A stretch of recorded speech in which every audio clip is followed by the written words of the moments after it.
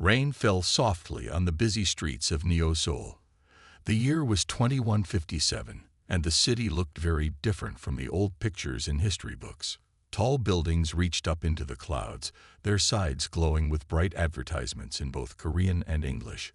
Flying cars moved between the buildings like streams of light, while on the ground, people hurried along under the protective covering of clear weather shields. Admiral Shaquille O'Neal IV, known to everyone as Big Shaq, walked down the street after leaving the Earth Defense Fleet headquarters. Like his famous great-grandfather, the basketball player, he stood over 7 feet tall. His dark blue uniform showed his high rank, and people moved out of his way as he walked. But Shaq didn't like this special treatment. He was just doing his job, protecting Earth from space threats. Today had been a long day of meetings about strange signals their space sensors had picked up. The scientists couldn't explain these signals, and this worried Shaq. He was heading to his favorite food stand for some hot soup when he first saw her. The girl stood in a corner where 2 streets met. Her clothes were dirty and torn, and she looked about 16 years old. What caught Shaq's attention wasn't her messy appearance, it was her eyes. They seemed to glow slightly, and they held a look of intelligence that seemed much older than her years. "Please, Admiral," she said softly as he passed. "I need your help." Shaq stopped walking. He turned to look at her more carefully. Street beggars weren't common in Neo-Seoul anymore. The city had good programs to help homeless people, but something else bothered him more. "How do you know I'm an admiral?" he asked. His rank symbols were hidden under his rain jacket. The girl, who would later say her name was Hejin, looked straight into his eyes. "I know many things, Admiral O'Neill. I know about Project Starshield. I know about the strange signals your sensors found last week, and I know why your scientists can't explain them." Shaq felt his heart beat faster. Project Starshield was top secret. Only 20 people in the whole world knew about it. He looked around quickly, then stepped closer to Hejin. "Who are you?" he asked in a quiet but firm voice. "Not here," Hejin said. She pointed to a small restaurant across the street. "The owner of that place is named Mrs. Lee. She makes good kimchi stew. We can talk there." Shaq knew he should call security. This girl knew things she shouldn't know. She could be a spy or worse. But something in her face made him pause. She looked scared, but not of him. She looked like someone running from something much worse. The restaurant was warm and quiet. Mrs. Lee, a friendly old woman, led them to a corner table far from other customers. She smiled at Hejin like she knew her, which Shaq found interesting. They ordered 2 bowls of kimchi stew. "Start talking," Shaq said after Mrs. Lee left. "How do you know about classified military projects?" Hejin wrapped her thin fingers around her cup of hot tea. "Your scientists think the signals are coming from the direction of Alpha Centauri. They're wrong. The signals are echoes, bouncing off different parts of space. They're coming from much closer." Shaq tried not to show his surprise. She was right about the signals. He stayed quiet, waiting for her to continue. "I know these things because..." She stopped talking suddenly and looked toward the window. Her body became tense. "We need to move. Now." Before Shaq could ask why, he saw it. 3 men in plain black coats were walking toward the restaurant. They'd moved in a way that Shaq recognized. They were trained fighters. Hejin stood up quickly. "There's a back door through the kitchen.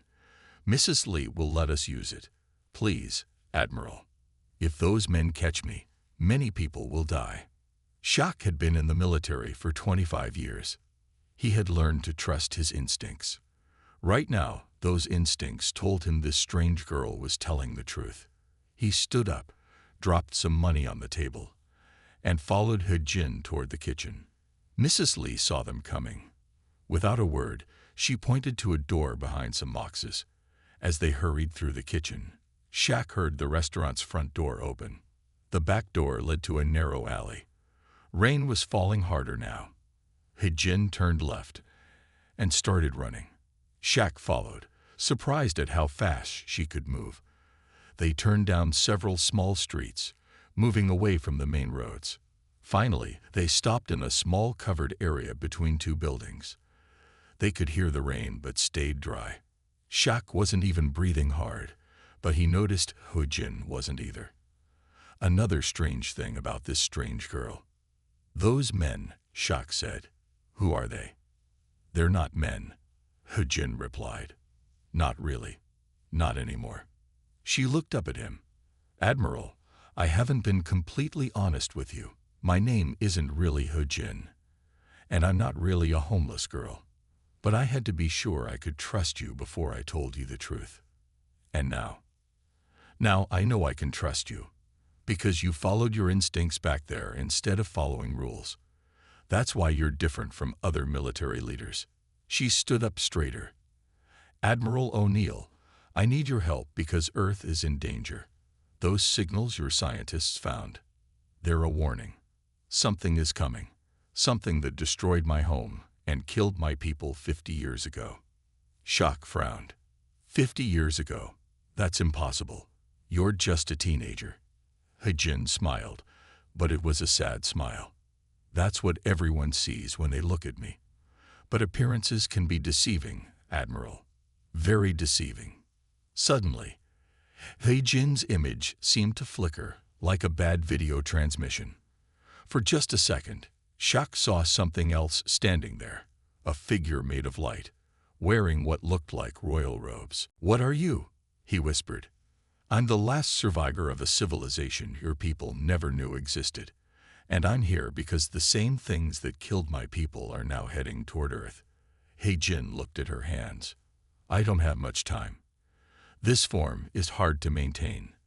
We need to go somewhere safe, somewhere I can show you the truth." Shaq thought for a moment. If she was lying, he was breaking about 20 military regulations. If she was telling the truth, she might be Earth's only warning about a coming threat. He made his decision. "I have a secure apartment not far from here. We can talk safely there." Hojin nodded. "Thank you, Admiral. But we need to be careful. Those hunters will keep looking for me. They can sense my energy when I use too much power. That's why I try to stay hidden, looking like a homeless girl. Nobody looks too closely at homeless people." They moved carefully through the rainy streets, staying in shadows when possible. Shaq noticed that Hojin seemed to know exactly where security cameras were, and she always kept her face turned away from them. As they walked, Shaq thought about everything that had happened. In just 1 hour, his normal day had turned into something from a science fiction story. But he had seen that flicker, that moment when Hojin showed her true form. Whatever was going on, whatever she was, this was real. They reached Shaq's apartment building without seeing any more of the strange men in black coats. The building's security system recognized him, and they took the elevator to the top floor. Inside his apartment, Hojin finally seemed to relax a little. "Your security systems are good," she said, looking around. "They can't track me in here." Shaq took off his wet coat. "All right, we're safe now. Time for the whole truth." Hojin sat down on a chair. She looked tired. "Yes, it is. But Admiral, once I show you the truth, everything will change. Your view of the universe, of reality itself, will never be the same. Are you ready for that?" Shaq sat down across from her. "I'm ready." "Then let me tell you about the stellar kingdom of Hansong, and how my people learned to exist in multiple places at once. Let me tell you about the day the Void Collective found us, and let me tell you why Earth has less than 6 months to prepare for what's coming." Outside, the rain continued to fall on Neo-Seoul, and somewhere in the city, 3 figures in black coats stood perfectly still, their faces turned toward the sky, waiting for a signal that would tell them where their target had gone. The story of Earth's greatest challenge was about to begin. Inside Admiral O'Neill's secure apartment, Captain Jaiho Park studied the security footage on his tablet. He had come as soon as Shaq called him.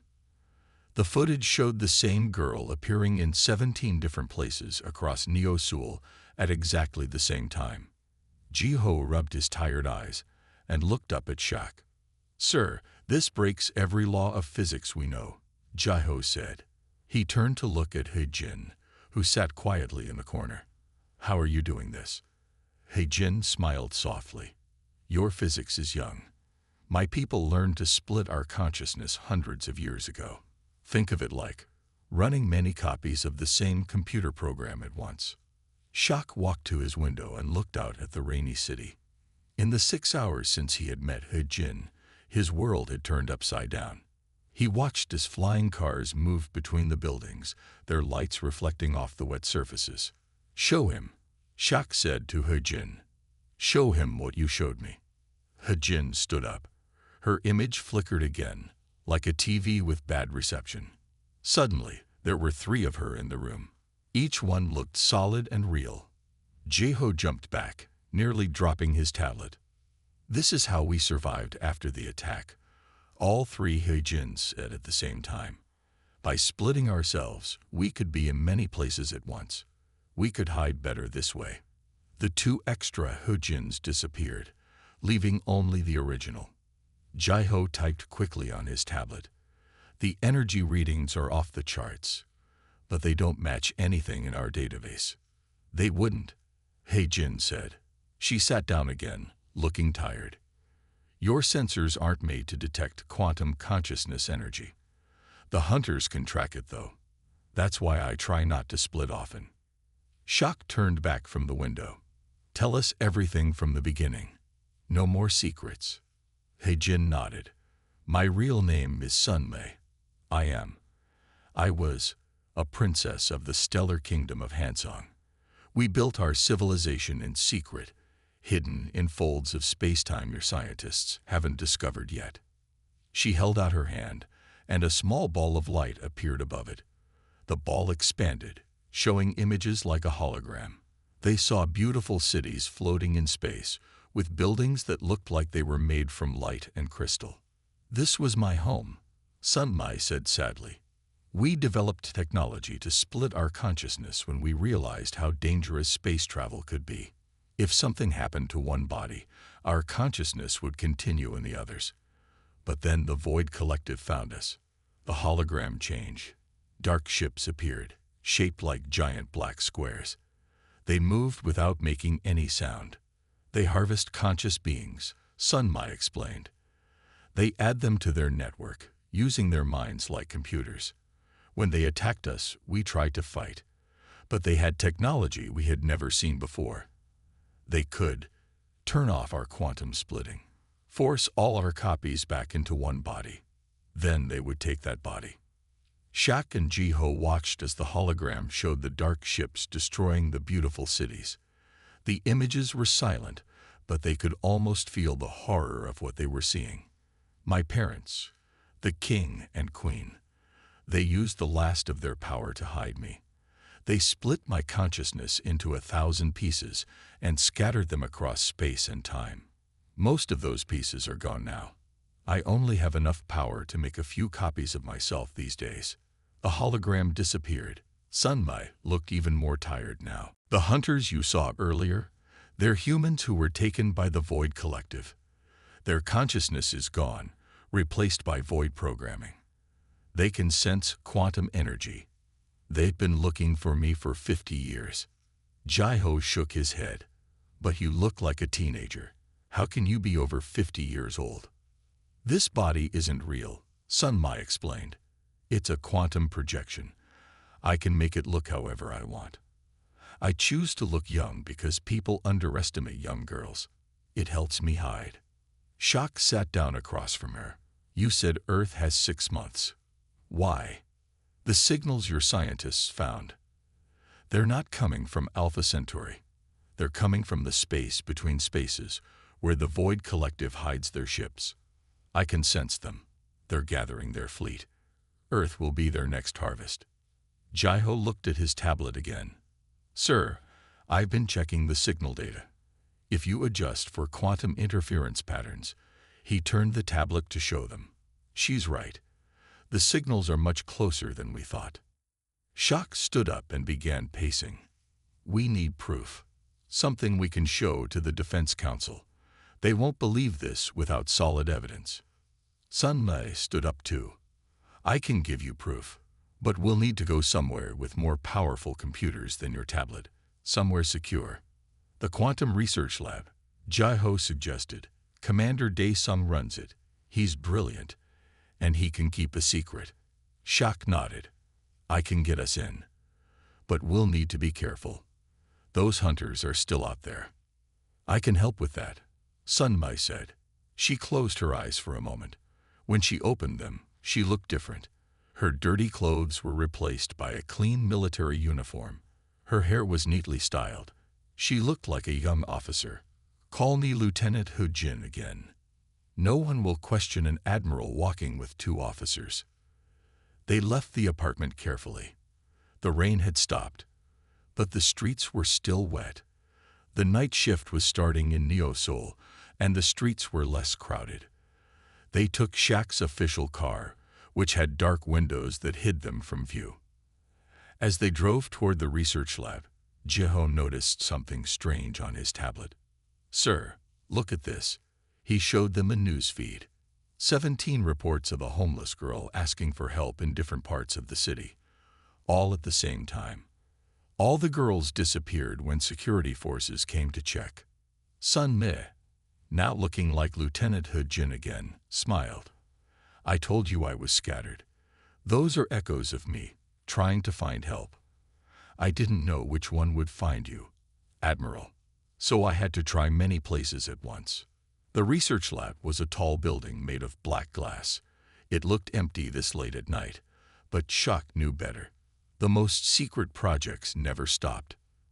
They parked in a secure underground garage. Shaq used his highest security codes to get them inside without being recorded. They took a special elevator that required both a handprint and an eye scan. Commander Dae-sung was surprised to see them, but he trusted Shaq. When they explained what they needed, he got excited. Real quantum consciousness technology was something he had only dreamed about. If what you're saying is true, Dae-sung said to Sun Mai, this changes everything we know about physics.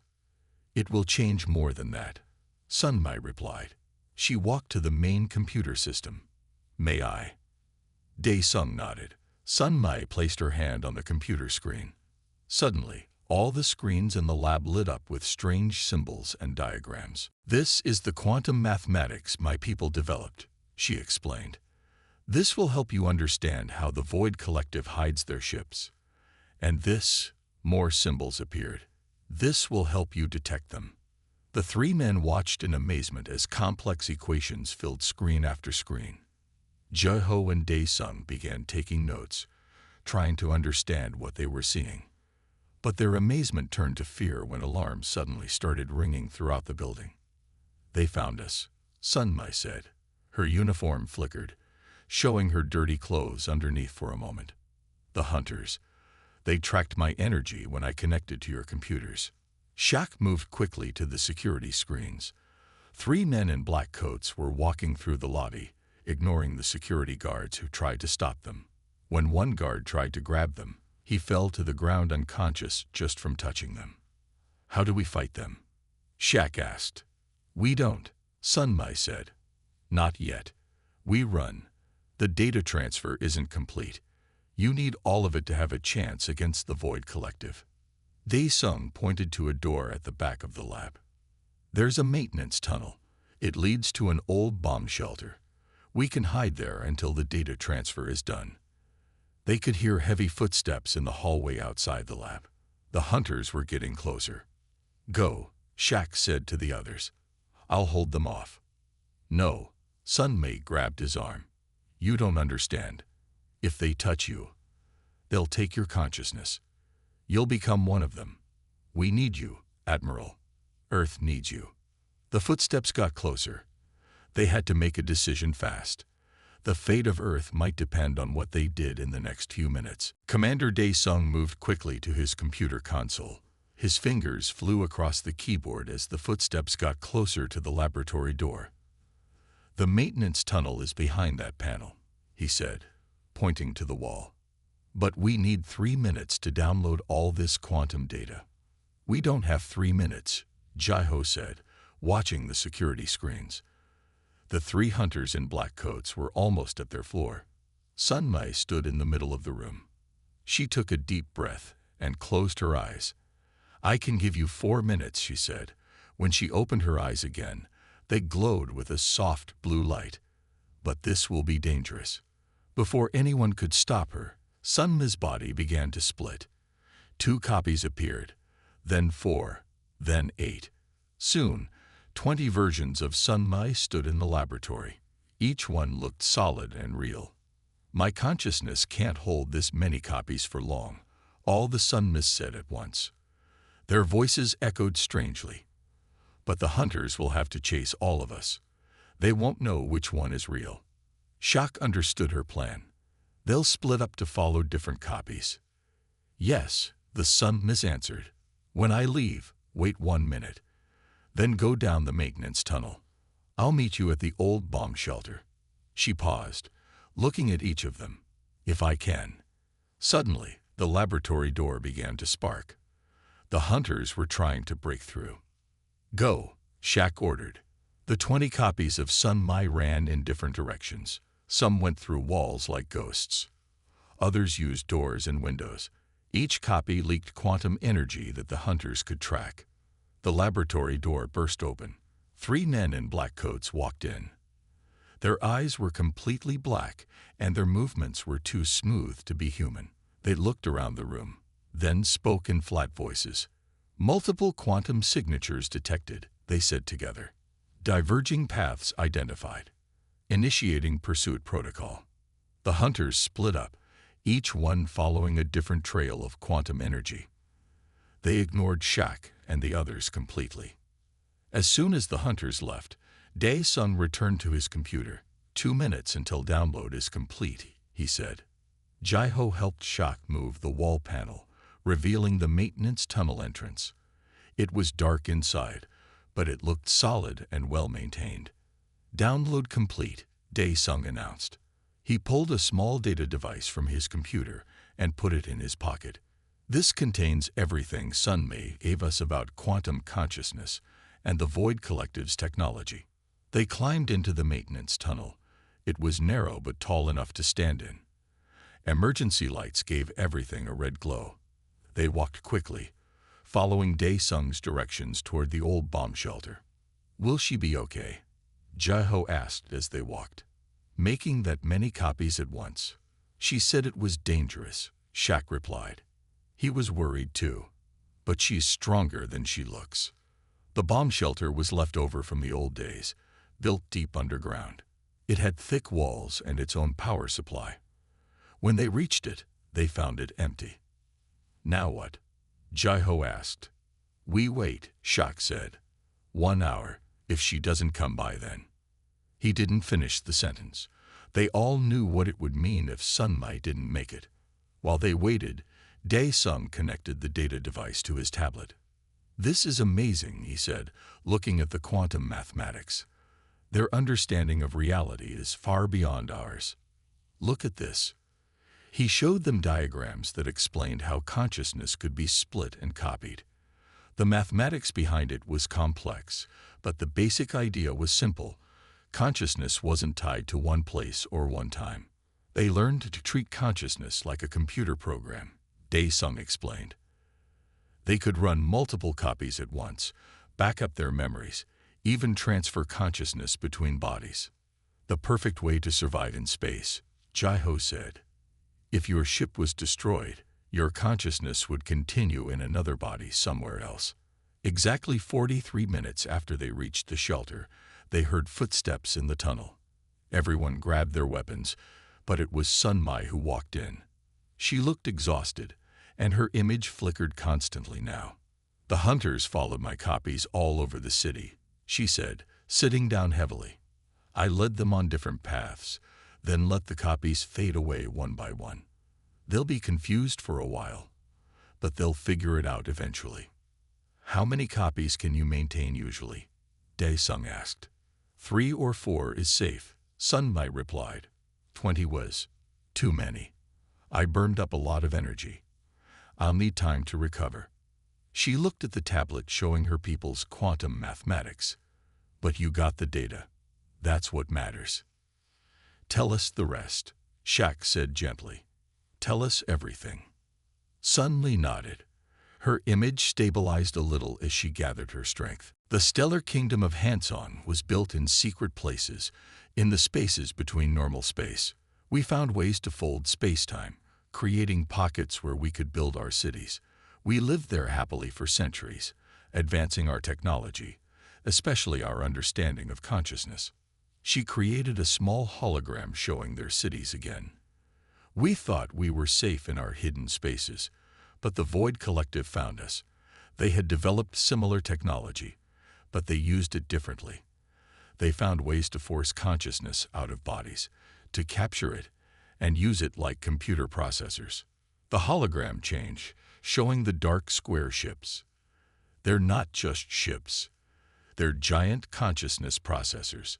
Each one holds millions of captured minds, all networked together, all forced to serve the collective. How did you escape? Jaiho asked. My parents knew we couldn't win the fight, but they thought someone might be able to warn the next civilization the collective targeted. They used the last of their power to split my consciousness into 1,000 pieces. Each piece held part of our knowledge, part of our warning. She looked sad. Most of those pieces are gone now, destroyed by the hunters or just faded away. I'm one of the last, maybe the very last. But I held on because I knew Earth would need this warning. Those signals we detected, Shaq said. You're sure they're from the Void Collective? Yes, they're gathering their fleet in the spaces between spaces, just like they did before they attacked us. You have maybe 6 months before they strike. Daesung looked up from his tablet. With this quantum mathematics, we might be able to detect their ships, maybe even find ways to fight them. That's why I had to find you. Sunmai said to Shaq. Earth's weapons won't work against their ships. But if you understand quantum consciousness technology, you might have a chance. My people's knowledge is your only hope. Shaq stood up and began pacing. The Defense Council meets tomorrow morning. They need to know about this. He looked at Sunmai. Can you show them what you showed us? She shook her head. Not yet. I need time to recover my energy. But she pointed to Daesung's tablet. The data proves everything I've said. Your scientists can check the math. They'll see it works. We'll need more than math to convince them, Jaiho said. Then we'll give them more, Shaq replied. Daesung, can you use this data to build a quantum energy detector? The commander thought for a moment. Yes, it would be rough, but I could have something ready by morning. Good. Then we can prove the hunters exist. Show that they're not human anymore. Shaq turned to Sunmai. Will you come with us to the council meeting? Once you're stronger. Yes, but we should stay here until morning. The hunters will be searching the city for my energy signature. This shelter's walls are thick enough to hide me while I recover. They spent the rest of the night in the bomb shelter. Daesung worked on his tablet, beginning to design the quantum detector. Jaiho monitored security cameras around the city, watching for the hunters. Shaq made plans for the council meeting. Sunmai slept, her image occasionally flickering to show her true form, a being of light in royal robes. As she slept, she mumbled words in an ancient language none of them understood. Do you think Earth really has a chance? Jaiho asked quietly. Shaq watched Sunmai sleep. He thought about everything they had learned, about consciousness that could be copied and split, about ships that stole minds, about a brave princess who had waited 50 years to deliver a warning. Yes, he said finally, Earth has a chance, because now we know what's coming. And knowledge is the best weapon we have. Outside the shelter, Neo Seoul continued its night activities, unaware of the danger approaching from the spaces between spaces. But in that underground room, 4 people guarded humanity's best hope for survival, the quantum knowledge of a lost civilization, carried through 50 years of hiding by a girl who wasn't really a girl at all. Morning was coming, and with it would come the hardest part of their mission. Convincing Earth's leaders that everything they thought they knew about reality was wrong. The Earth Defense Council chamber was silent as Commander Dae-sung finished, showing the quantum energy readings. 20 of the most powerful military leaders in the world sat around the large table, staring at the holographic display floating above its center. The display showed 3 red dots moving through Neo-Soul, the hunters. As you can see, Dae-sung said, these beings give off energy patterns that are impossible for normal humans. Their consciousness has been replaced by void collective programming. Admiral O'Neill stood up. His tall frame cast a shadow across the table. The threat is real, he said. The void collective destroyed an advanced civilization 50 years ago. Now they're coming for Earth. This is absurd, General Chen said, shaking his head. A hidden Korean space kingdom.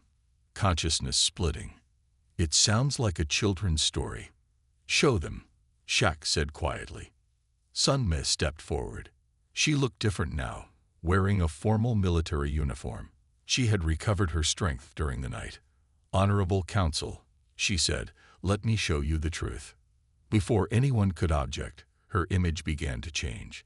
The military uniform faded away, replaced by glowing royal robes. Her whole body became bright, like she was made of starlight. Several council members stood up in shock.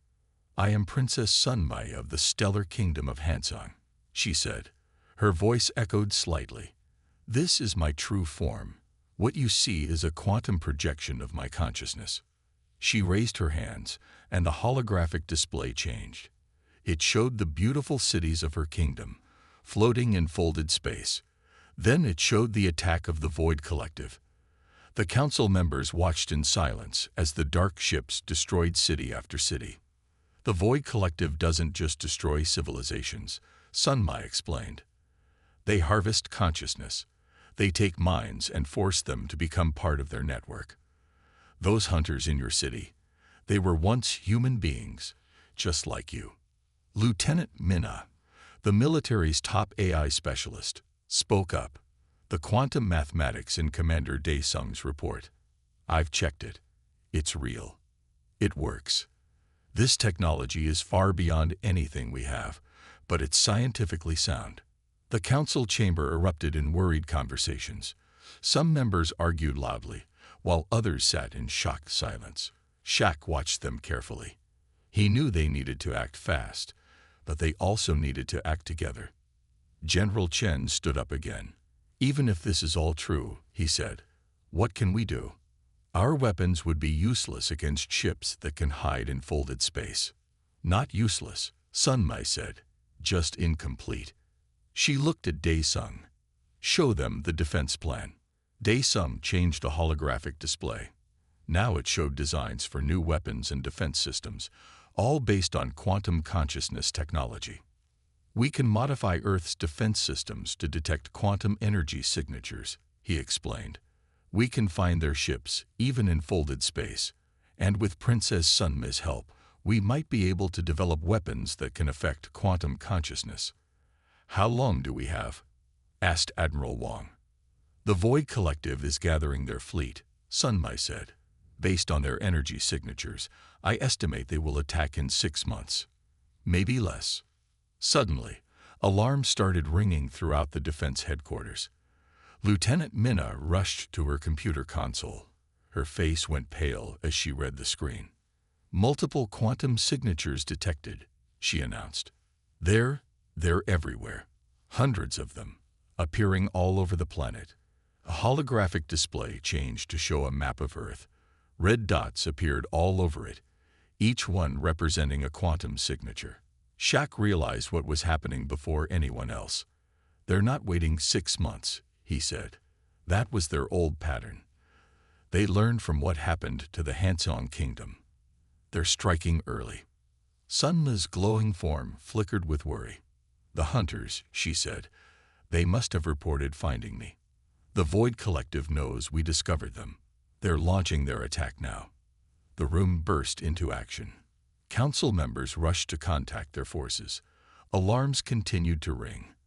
On the holographic display, more red dots appeared every second. We're not ready, Dae-sung said. The new defense systems aren't built yet. We needed more time. Shaq turned to Sunmei. Is there anything you can do? Any way to help us fight them? Sunmei was quiet for a moment, thinking. There might be a way, she said finally. But it's dangerous. I would have to split my consciousness into more copies than ever before. Hundreds of copies, maybe thousands. That could kill you, Jaiho said. He had seen how tired she was after making just 20 copies. Yes, Sunmei agreed. But each copy would carry the quantum knowledge of my people. Each copy could teach your soldiers how to fight the Void Collective. It might give Earth a chance. More alarms joined the first ones. The holographic display showed dark shapes appearing in orbit around Earth. The Void Collective's ships were arriving. How long? Shaq asked. How long would it take to teach our forces? Hours, Sunmei said. Maybe a day. If I split into enough copies, we could teach all your major military bases at once. But she looked down at her hands, which were starting to flicker more. I don't know if my consciousness can survive being split that many times. Lieutenant Minna spoke up again. The quantum signatures are increasing. First wave of ships will reach Earth's atmosphere in 3 hours. Shaq looked around the room. The council members were trying to organize Earth's defenses, but without the quantum technology, they had no real way to fight the Void Collective. Do it, he said to Sunmei, but not alone. He turned to the council. The princess is going to split her consciousness to teach our forces. Each base needs to be ready to learn. Every minute will count. Sunmei stood in the center of the room. Her glowing form grew brighter. I'll need a strong power source, she said. Something to help maintain the copies. The Quantum Research Lab, Daesung said. The power systems there could help support your consciousness splitting. They rushed to the lab, leaving the council to coordinate Earth's conventional defenses. Every step of the way, more alarms sounded. More red dots appeared on their monitors. The Void Collective was coming with everything they had. In the lab, Sunmei stood in a special chamber that Daesung had designed to amplify quantum energy. Shaq, Jaiho, and Minna worked at different computer stations, ready to help coordinate with bases around the world. Admiral, Sunmei said softly. Her glowing form was very bright now. If this doesn't work, if I don't survive, promise me something. Anything, Shaq replied. Promise me you'll remember my people, the stellar kingdom of Hansong. Promise we won't be forgotten again. Shaq nodded solemnly. I promise. Your people's memory will live on through Earth's defense. Sunmei smiled. Then she closed her eyes and began to glow even brighter. Her form started to split, making copy after copy. 10, 50, 100 versions of her appeared in the lab. Then they began to fade away, each one heading to a different military base around the world. On their monitors, they could see quantum energy signatures spreading across the globe. Each one was a copy of Sunmei, racing to teach Earth's defenders before the Void Collective arrived. It was a race against time. The dark ships were getting closer. The hunters were appearing in more cities, and in the Quantum Research Lab, Sunmei's original form flickered between light and darkness as she pushed her consciousness to its absolute limit. The fate of 2 civilizations, Earth and the memory of Hansong, now depended on whether a quantum princess could teach humanity how to fight back before her consciousness shattered into too many pieces to survive. The Quantum Research Laboratory hummed with energy as Sunmei's consciousness spread across the globe. Admiral O'Neill watched the monitors with Commander Daesung and Lieutenant Minna. Each screen showed different military bases, learning from Sunmei's copies. 2 hours until the Void Collective reaches Earth's atmosphere, Minna reported. Her fingers moved quickly across her keyboard as she coordinated with bases worldwide. In the special chamber, Sunmei's original form flickered like a candle in the wind. She had split her consciousness into over 500 copies. Each copy was teaching Earth's defenders how to detect and fight the quantum ships. Her energy levels are dropping, Daesung said, looking worried. She can't maintain this many copies much longer. Shaq pressed a button on the communication system. All bases, report progress. How much longer do you need? The answers came back one by one. Some bases had already learned the basics. Others needed more time. The quantum technology was complex, even with Sun-Mi's copies teaching them directly. We need another hour. General Chen's voice came through. My forces are almost ready, but we need more time. The ships will be here in 2 hours, Minna reminded them. But the hunters are already moving. They're gathering in major cities. Jaiho rushed into the lab. Sir, you need to see this. He connected his tablet to the main screen. It showed security camera footage from around Neo-Seoul. Hundreds of hunters in black coats were walking through the streets. People fell unconscious whenever they got too close. They're clearing the way. Sun-Mi's voice came weakly from the chamber, making paths for the ships to land. Shaq made a decision. Lieutenant Minna, connect me to all Earth Defense Forces. When the connection was ready, Shaq spoke clearly and firmly. This is Admiral O'Neill. In 1 hour, we launch everything we have. Every base that has learned the quantum technology will attack. Every base that hasn't will provide backup. We hit them before they enter the atmosphere. But sir, Jaiho said, some bases won't be ready. We won't be any more ready if we wait, Shaq replied. And we'll lose the advantage of surprise. Sun-Mi's form flickered strongly. He's right, she said. My copies have taught you enough. Not everything, but enough to fight back. Suddenly, all the monitors started flashing red. Minna's eyes went wide as she read the data. Quantum surge detected. The Void Collective ships. They're accelerating. They'll reach us in 30 minutes. They know what we're doing, Sun-Mi said. Her voice was very weak now. They can sense my copies teaching your forces. They're trying to stop us before you learn too much. Shaq looked at the global defense map. Some bases were ready. Others weren't. They had no choice now. All forces, he commanded, launch in 5 minutes. Use everything you've learned. Hit them with everything we have. The next 30 minutes were chaos. Earth's military forces launched their attacks, using their newly learned quantum technology. The Void Collective ships came down through the atmosphere, their dark square shapes blocking out the stars.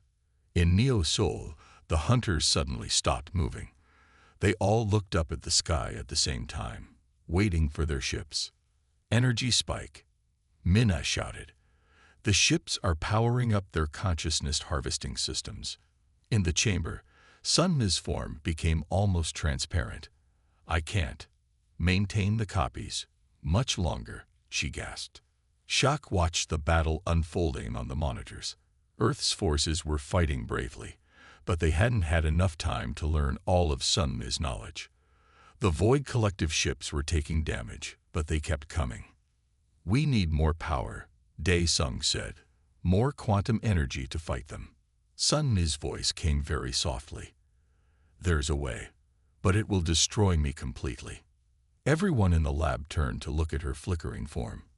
I can convert my entire consciousness into pure quantum energy, she explained. All of my copies, all of my memories, everything I am. It would create a quantum pulse that could disrupt their harvesting systems. No, Shaq said firmly. You've done enough. We'll find another way. Sun-Mi's form stabilized slightly. Admiral, my people are already gone. Their memory lives in Earth now, through what I've taught you. Let me do this. Let me give Earth the chance my people never had. Before anyone could stop her, Sun-Mi's glowing form began to shine brighter than ever. All across the world, her copies started glowing too. In military bases everywhere, soldiers watched as their quantum teachers became pure light. Memory transfer complete, Sun-Mi said. Her voice echoed through every base, every communication system. The knowledge of Hansong is yours now. Use it well. Then she released all her energy at once. A wave of quantum energy burst out from her location. It spread across the globe in seconds. When it hit the Void Collective ships, they stopped in midair. The wave had disrupted their consciousness harvesting systems completely. Their quantum networks are crashing, Minna reported excitedly. The ships are losing power. All across Earth, military forces attacked the disabled ships. The quantum weapons that Sunmai had taught them worked perfectly now. One by one, the dark ships fell from the sky. The hunters collapsed in the streets, the stolen consciousness in them disrupted by the quantum wave. They would need help, but they could be human again. In the quantum research lab, the special chamber was empty. Where Sunmai had stood, there was only a small crystal, glowing with a faint blue light. Shaq picked up the crystal carefully. Inside it, he could see patterns of light that looked like the cities of Hansong. Her consciousness crystal, Daesung said softly. She stored a small piece of herself in it. Not enough to bring her back, but enough to preserve some memories. The battle ended quickly after that. Without their consciousness harvesting systems, the Void Collective ships were vulnerable. Earth's forces destroyed them all. The hunters were taken to special hospitals where doctors could help restore their original consciousness. 1 month later, Shaq stood in the new Hansong Memorial Museum. The consciousness crystal sat in a special display, surrounded by holograms showing the history of the Lost Kingdom. School children came here to learn about quantum consciousness technology and the brave princess who gave everything to save Earth. The crystal still gives off quantum energy, Minna said, standing next to him. She had become the head of Earth's new quantum defense program. Very faint, but it's there. Sometimes, late at night, the security cameras catch what looks like a young girl walking through the museum. She looks at the displays, smiles, then fades away. Shaq nodded. She wanted her people to be remembered. Now they will be forever. In the years that followed, Earth developed its quantum technology further, using the knowledge Sunmai had given them. They learned to fold space, to build ships that could travel between the spaces. They found other civilizations out there, hiding from the Void Collective. Earth became a protector, teaching others how to defend themselves. And in every Earth ship, in every quantum defense system, there was a small crystal that glowed with blue light. Each one contained a copy of the Hansong technology and a warning about the dangers that lived in the spaces between spaces. The story of the homeless girl who saved Earth became legend, but those who knew the truth remembered her real name. Princess Sunmai of the stellar kingdom of Hansong, the quantum princess who gave up everything so that others might survive. In Neo Seoul, they built a special memorial where she first appeared to Shaq.